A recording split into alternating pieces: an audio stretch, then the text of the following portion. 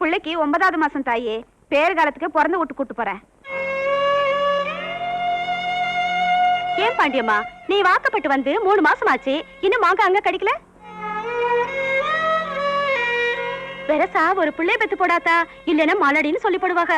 வாரேன். சும்மா ஊருக்கு போயிட்டு வந்தேன்னு சொன்ன மாதிரி தான் இருக்கேன்.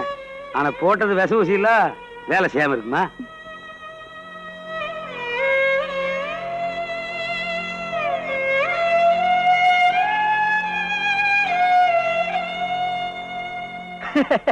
அதனாலதான உன்னையும் செட்டப் பண்ணிருக்க.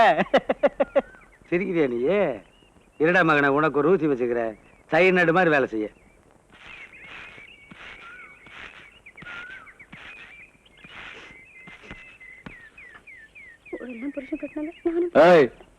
சோத்த போடு, ராசகாப்பேட்டில் ஒரு பிரச்சனை ஆகி போச்சு, பஞ்சாயத்து போகணும்.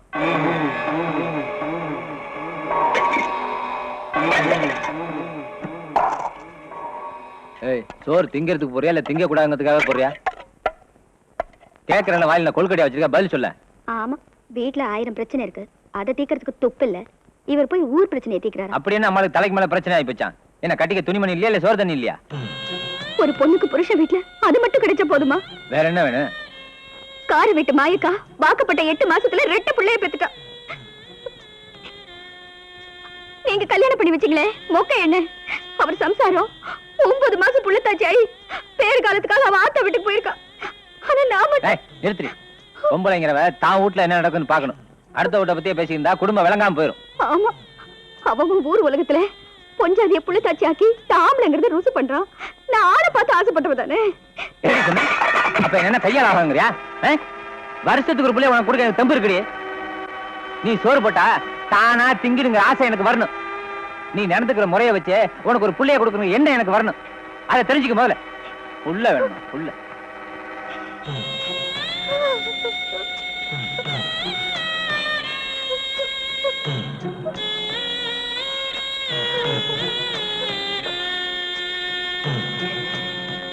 போயிட்டா, போய் நம்ம விளையாடுப்போ. ஐயா மகனே, என்ன நடந்தது? வர வர சிங்கராசனுக்கு புத்தி கேட்டு போச்சுன்னு நினைக்கிறேன். இல்லைன்னா கண்மை பூசி அழகு பார்க்க வேண்டிய உங்க கண்ணுல கண்ணீரை வரவழைச்சு போவாரா மனுஷன்? உங்களுக்கு இருக்கிற இறக்கம் கூட அவருக்கு இல்லையே. ஐயா, இறக்கமான என்ன மாதிரி பிறவிலேயே வரணும் மகனே. சரி அழுகாதீங்க, உங்க மேலே மிஸ்டேக் இருக்குல்ல. என் மேல என்ன தப்பு? அது சொன்னா புரிஞ்சுக்கிற பக்குவத்தில் இப்ப நீங்க இல்ல. ஏன்னா இப்பதானே சோத்து பானை விழுந்திருக்கு. அரிசி மூட்டையே ஒரு நாளைக்கு வெளியில வந்து விடும். அப்ப நான் சொல்றேன் மதனே, இந்த குழம்பு நீங்களா வச்சீங்க? அடடடா, கையை நீட்டுங்க, கையை நீட்டுங்க. நான் சொல்றேன் தெய்வமே, கண்ணாடி வளையல் போடுற கையா இது?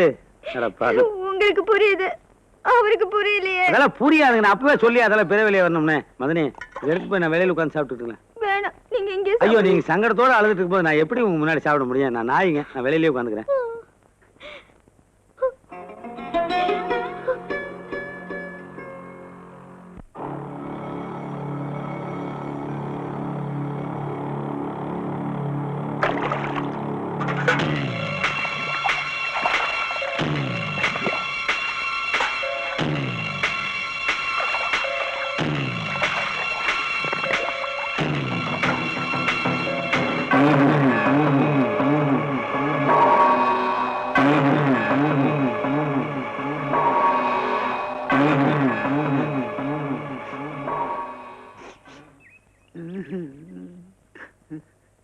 ஏய், என்ன சின்ன பிள்ளை அழுதுட்டு இருக்க? உட்காரு.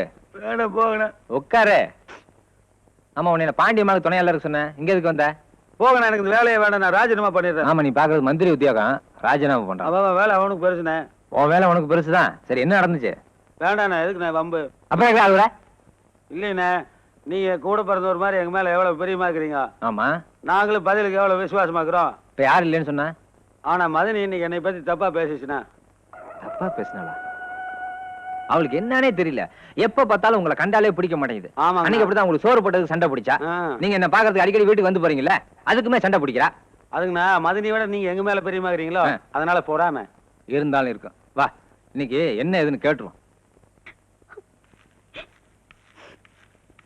ஏய், எதுக்கடி அவன் தப்பா பேசுன? அவன் என்ன செஞ்சான்னு கேட்டீங்களா? அண்ணா அவங்கள விட்டுருங்கண்ணா, நானா கேட்டவனா இருந்துறேன். நீ சும்மாரா. அவனை பத்தி எனக்கு நல்லா தெரியும். நீ எது சொன்னாலும் நான் நம்ப மாட்டேன். உனக்கு தான் அவளை கண்டாலே பிடிக்கலையே. அவன் என்கிட்ட தப்பான முறையில வாய மூடு. இந்த சிங்கராசி இருக்க எல்லைக்குள்ள தப்பான ஆளை நுழைய முடியாது. அப்புறம் இருக்கப்ப என் கூட தப்பான ஆள் இருப்பானா? நீ வேணும் அவனை தப்பா சொல்ற.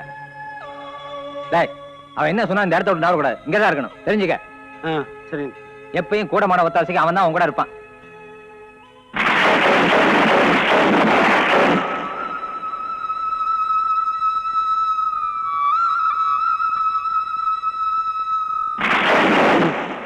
நீங்களும் கண்ணீரும் கம்பளையுமா என்னை பத்தி எவ்வளவோ எடுத்து சொன்னீங்க.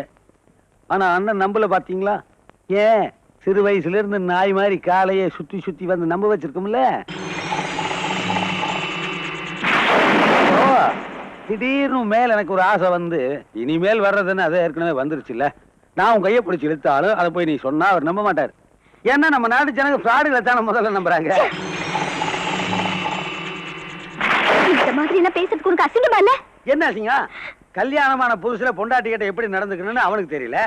ஆனா புருஷங்கார கோவதாவமா இருந்தாலும் கூட நாம எப்படி அனுசரிச்சு போறோம்னு உனக்கு தெரியல. அப்புறம் இந்த மாதிரி அசிங்கங்களை இடையில கொண்டு உழவாடு தானே செய்யும். எங்களையாவது அனுசரிச்சு போகணுமா வேண்டாமா? அவங்க இல்லன்னா நான் இல்ல.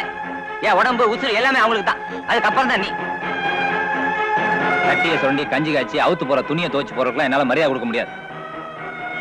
எப்பயும் கூடமான ஒத்தாசைக்கு அவன் தான் அவன் கூட இருப்பான்.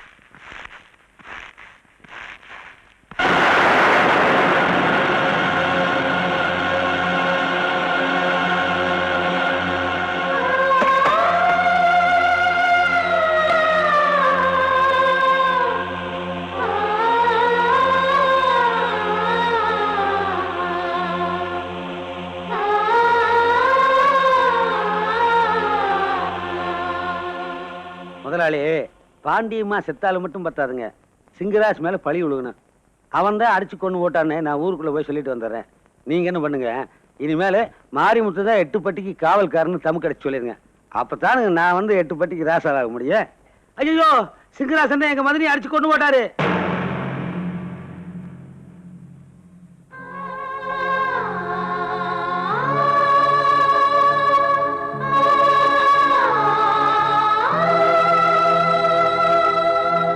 ஐயோ, சிங்கராசன் எங்க மதனி அடிச்சு கொண்டு போட்டாரப்பா.